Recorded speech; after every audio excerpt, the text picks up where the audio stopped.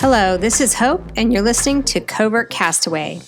Welcome to my weekly diary of what I learn and how I cope with transitioning to life as a liveaboard cruiser.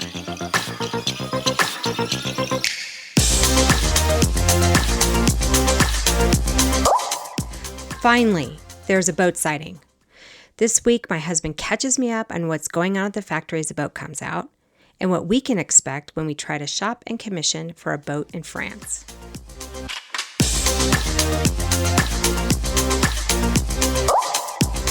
Who says good things are worth the wait? I want to meet that person.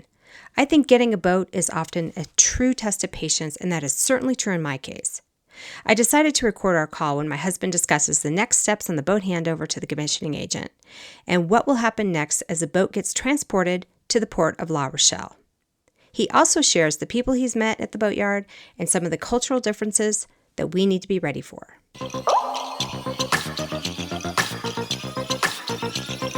Okay, well, I'm excited to talk to you because I'm dying to know what happened with the boat. You flew to France, you landed okay, you had a safe flight. So what happened? Was it love at first sight or what? Well, first it was a surprise because, not a full surprise because we were going to the factory to see the boat, but I didn't know where the boat would be in the factory. And so we got into the building, got on the top floor, and we're having a little coffee. And there is a sauna 47 right there parked outside the window. And they have davits like arrows. So I'm like, And then they're loading the cushions, but I couldn't tell you anyway what cushions we picked. So that was not a clue for me. And kind of forgot about it because Baptiste thought that was like maybe hull 120, 121. So anyway, we exited the offices to go in the factory. We walked by, totally forgot about it. But Baptiste picked and is like, hey, that's your boat. That's 122 right there. And so that was like, oh, no way. Kind of cool because I was like, oh, wow. And it's huge. Because first it's a big boat, and but also it's outside the water, so it makes it like double huge. So that was pretty cool. Then I couldn't go inside. You're not allowed to. So it was just kind of like touching the boat and be like, hey, and then take a picture or two. And after that, that was kind of it. Then we started to go inside the factory for the tour. Okay, so just to back up, the dealer had planned to take you on a tour of the manufacturing facility, which we've already seen together anyway, but it was just his effort to kind of maybe get you inside to see where the boat was in terms of getting ready to exit. And then what happened is the boat was right there exiting the factory that very same day, which is pretty cool. Yeah, and they were moving it too, so that was like a little nerve-wracking because to see the boat. First it was just standing there, and people were around it, and suddenly they started moving it, and I must say, like, you get nervous. I mean, the boat is not very high above the ground. I mean, that's scary because you're like, oh. And also at one point, I felt like it moved. And I didn't feel it; just literally moved. But I think the guy literally like repositioned the boat. Oh wow. So yeah, that's on like a trailer or something. Yeah. Yeah. So I mean, they obviously know what they're doing, but Yeah. Well, that's a coincidence. So that's really awesome. And then you sent pictures, which is cool. It does look really big when it's not in the water. That's for sure. Yeah. I mean, so the only thing I could think about when you sent me the pictures was the fact that we have to actually clean underneath. We have to clean the hull. That's what I kept looking at. Like, wow, that's a lot of boat to clean. And that was one thing because they put in the swimming pool when it exits the factory, and they test the engines and a couple other things. They also like make it rain on top of the boat. They do. Yeah, because that's what we talked about in the handover checklist. Yeah. Okay. Yeah, so to check for any leaks inside, and so the swimming pool is not clean water. So it was like a little dirty on the side. But Yeah, obviously. there's probably a lot of dust and stuff from the Yeah. manufacturing floor. So then Baptiste is the guy on the ground for our dealer who's sort of organizing things. Is he pretty cool or what? Oh, he's awesome. Yeah, he's. I mean, first, I would say for people who are listening to this podcast and are considering to buy a boat, I mean, depending where they are from, but let's say if they're in the US and they want to buy a boat in France or anywhere else, I guess, to have somebody on the ground from your dealer is huge. Yeah. That's huge because he's really there to help you through the process. And from day one, he'll be like, I'm going to explain everything to you. I'll spend time with you. And what I learned, I mean, I don't know exactly how the other dealers do it, but I learned a few things. And so, I mean, it's definitely not common to have somebody on site year round. Some other dealers like Multi-Hull Solutions, from what I understood, they kind of group their boats over a period of time, like spring, summer, I think.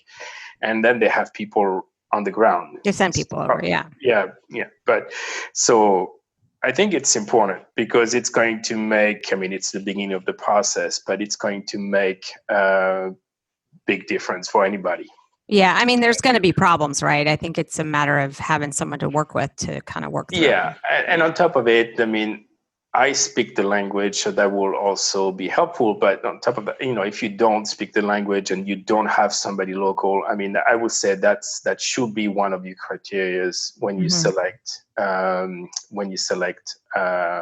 dealer, unless the boat gets shipped to wherever you are, and you basically take delivery of the boat locally, and in this case it doesn't apply. But what we learn is everything that can be done in La Rochelle, you can do obviously commissioning outside, but everything that can be checked here, it's better because you're going to find issues, and that's your best shot to get them resolved from a timely manner and the right way, because all the people are there.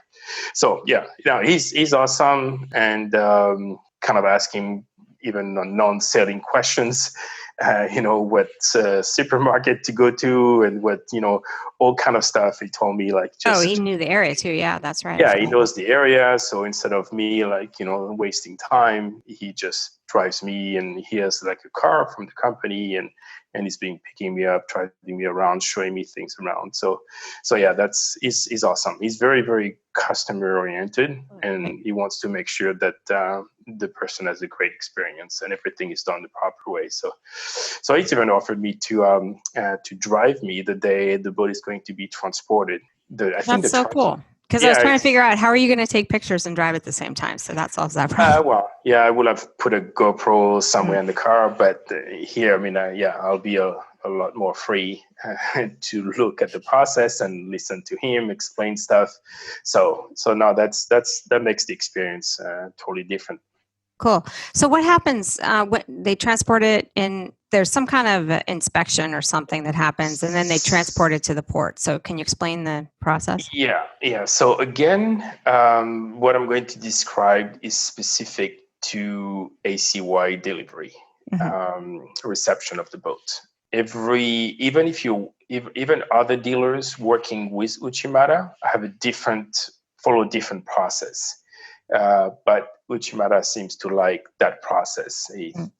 Pierre says he gets higher quality boats in La Rochelle. So the way the process was before, and they changed in December, so I didn't know that, but before, Fountaine Peugeot will transport the boat from the factory to the port of La Rochelle. And at that point in time, there was kind of a dual effort. There was Fountaine Peugeot putting the mast up, also basically doing touch-ups on the boat. So kind of finishing up the overall quality of the boat. And Pierre from Uchimata was doing the inspection, so they were kind of working there together, but also Uchimata is responsible, for example, to do the bottom paint or something. well, let me step back because I was describing the process before. So they were putting the mast up. Fontaine Pajot was very focused on like basically getting the boat into the water and fixing the cosmetic stuff that they couldn't fix at the factory. And before, so Pierre from Uchimata will go to the factory before the transport, in the case that you would not do the default bottom paint from FP, and he will go do the bottom paint over there. So that was the process before. Now in December, they changed their process and they seem to like it better. So the way it works is when the boat is done at Fontaine Pajot, Pierre from Uchimata goes to the factory and basically takes like half a day, I don't know, 2-3 hours or something, but close to half a day to go through his checklist. And then he gives to Fontaine Pajot, while the boat is still in the factory, he gives all the things that he wants Fontaine Pajot to get fixed. They have 5 business days to get all these issues resolved. And after that, then the transport happens. So it seems to be, listening to them, it seems to be working well. Fontaine Pajot has all the people on site over there, and they seem to resolve all those issues. Then the boat gets transported, and that point in time, now ACY/Uchimata is basically responsible for the boat. So now Uchimata will put the mast up. They will do the bottom paint. They will add the line cutters, everything that is basically below the waterline, anything above. And this is before the boat goes in the water. Yeah, that's before. But okay. Basically, Fontaine Pajot is done. Basically, they're done after they pass the inspection. They pass the inspection, and then the boat gets transported. Obviously, if there is something that was missed as the inspection, or for some reason that was not fixed, obviously they will, send somebody and get it resolved. But the boat is now leaving the factory being kind of like the way it's supposed to be, not, with still some defects that there's no lingering issues that follow the boat into the hands of the commissioning agent. Yeah, and then before there were 2 people kind of they were working on the boat, and I guess Fontaine Pajot, from whatever was heard, they were kind of trying to get the boat into the water. There is kind of this rush process, and now it's basically the boat gets transported, and at that point in time, ACY/Uchimata have control of the boat, and they're going to do all the things they need to do, from the mast to basically the keel, before the boat is being put into the water. So once they've done everything they need to do under the water, like bottom paint, line cutters, props, and stuff like this, propellers, and the mast is up and all the rigging is done, then obviously there will be the lift, and they will put the boat in the bassin. I don't know how you call it in English, a bassin, and the boat will stay there about a week to 10 days. So they will start the commissioning. Well, they already started the commissioning process outside the water, but once the boat is in the water, in that area close to the lift, then they continue the process. And I don't know why the boat stays 7 to 10 days there. It's probably availability of the docks on the other side. Yeah. And also when because they're in an enclosed area, so there is a bridge, and the bridge, I don't know how many times a day or a week, gets lifted, and then a bunch of boats go out. So the process will continue for 7 to 10 days in that area, and then it will go kind of to the marina. And nowadays, when we went there in July 2018, it was done in a separate area, but now it's very convenient for Uchimata, because literally the docks where the boat goes to for the remaining steps of the commissioning are like across from the store. Oh, right across. Yeah. Oh, cool. Yeah. So, the first step is like behind their store, and then the next step is like in front of it. So it's very, very local. And so that's the process that applies to ACY/Uchimata. For multi-hulls solutions, that works also for Uchimata. They have a different process, and then other dealers, I don't know. So now the transport process is also an adventure, right? So La Rochelle itself and the surrounding area are these teeny tiny little roads that were built, I don't know, a zillion years ago with buildings that are really close together.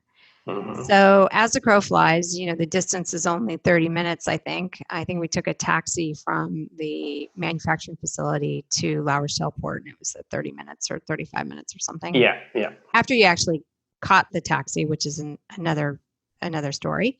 Mm-hmm. But anyway, so describe how the boat actually gets to the port.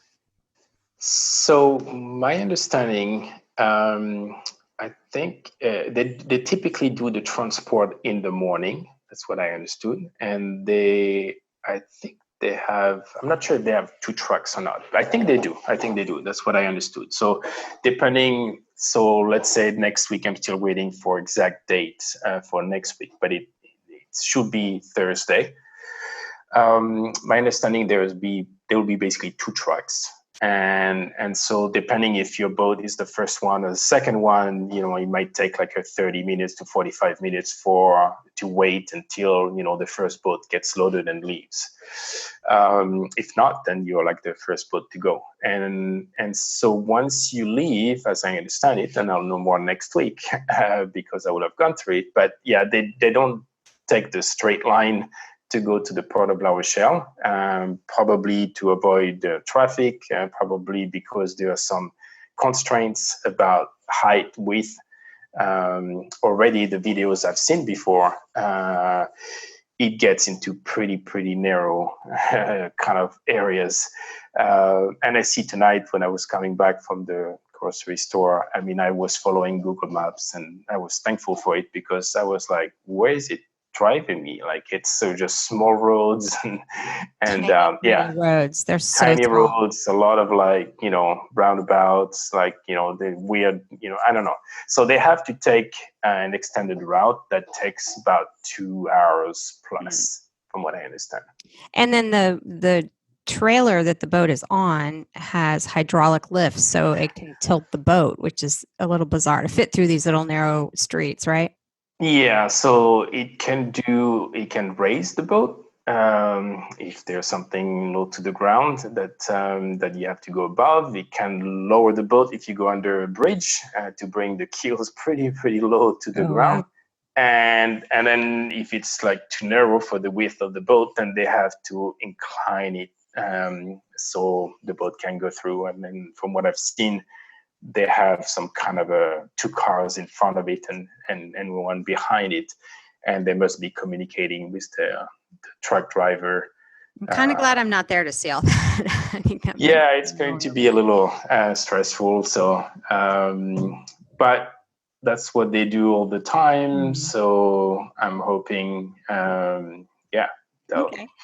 So we'll learn more about that next week. So I'm excited about that. And then, so how's the shopping? We've been going back and forth debating on whether we buy a bunch of stuff in the States and how we get it over, and do we get a crate, and do we put it in our luggage?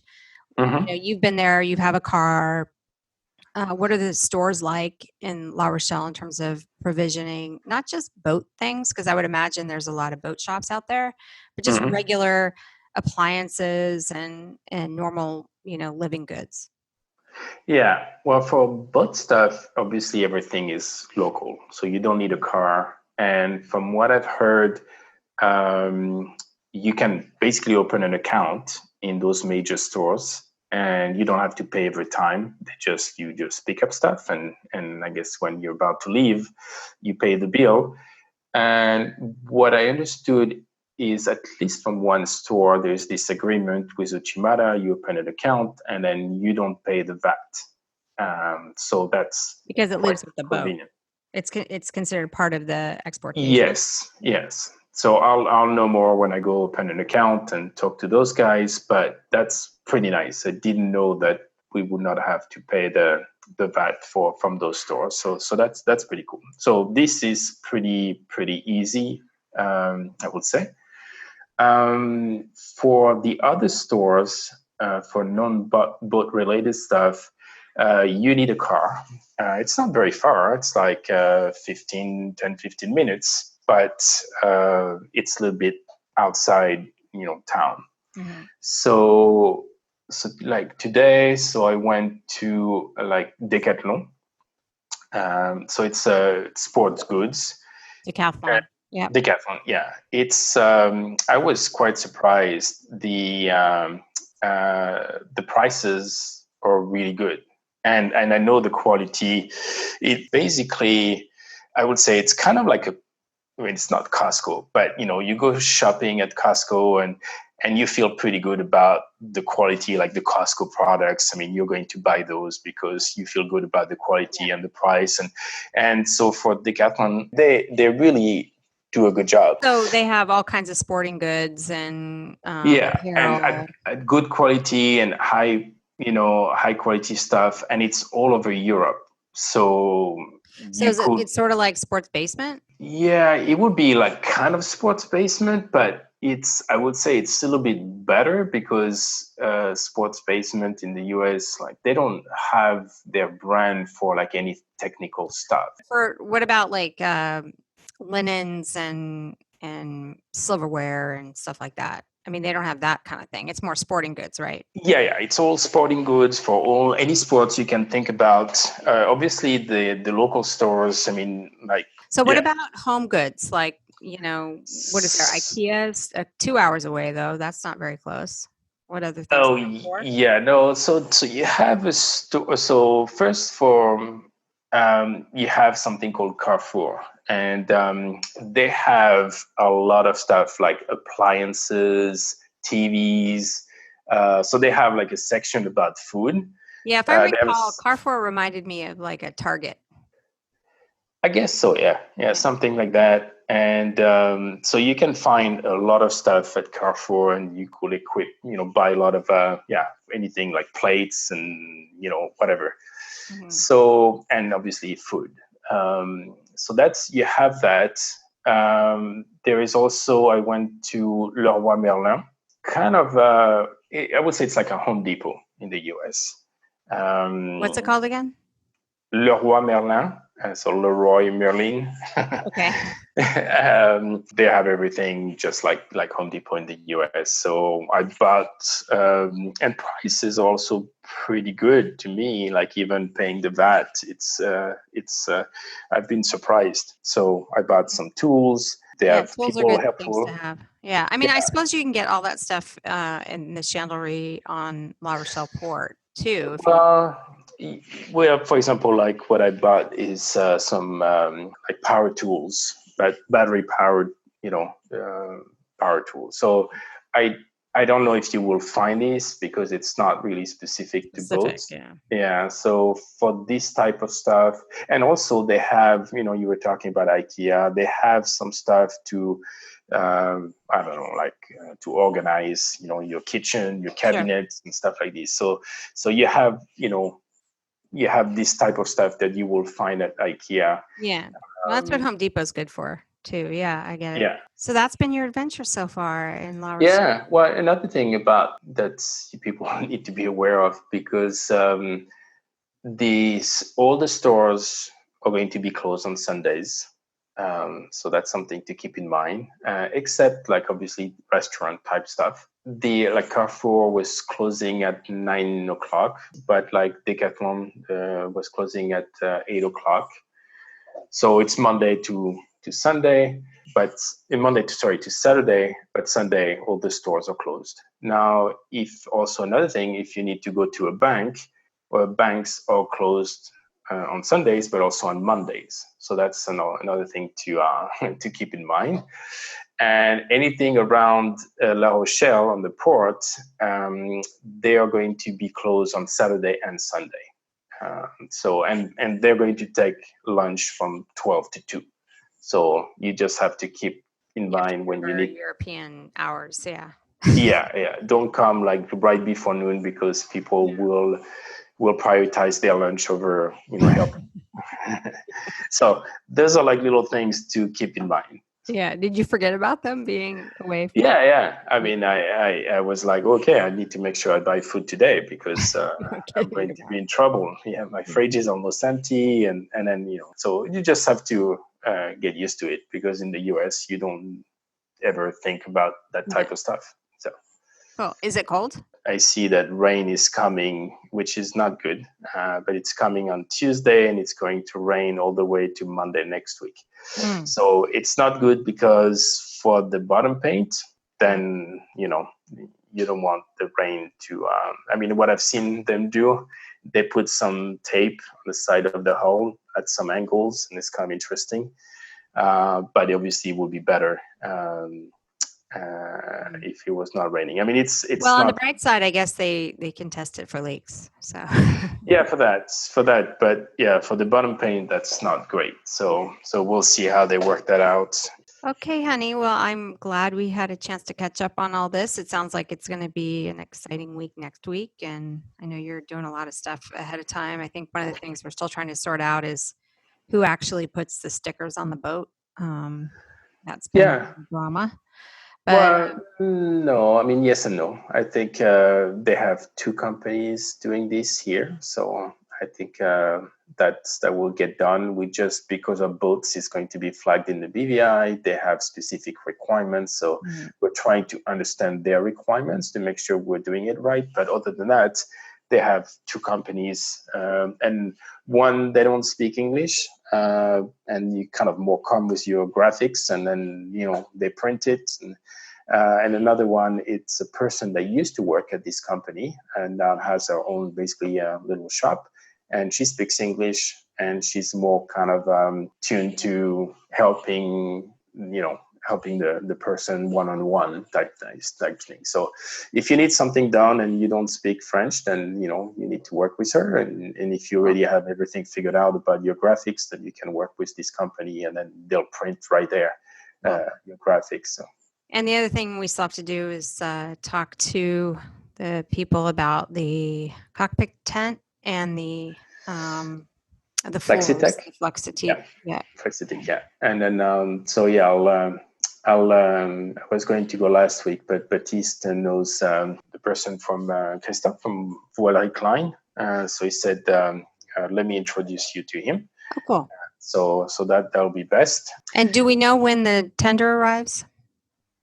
It's supposedly, so I need to look for the transport and see if we can track the tanker, whatever the ship that the tender is on, because it was going from New Zealand to Colombia, and Colombia to Hamburg, Germany, and then it will go by truck to Hamburg, Germany to La Rochelle. So the estimated arrival date is March 27.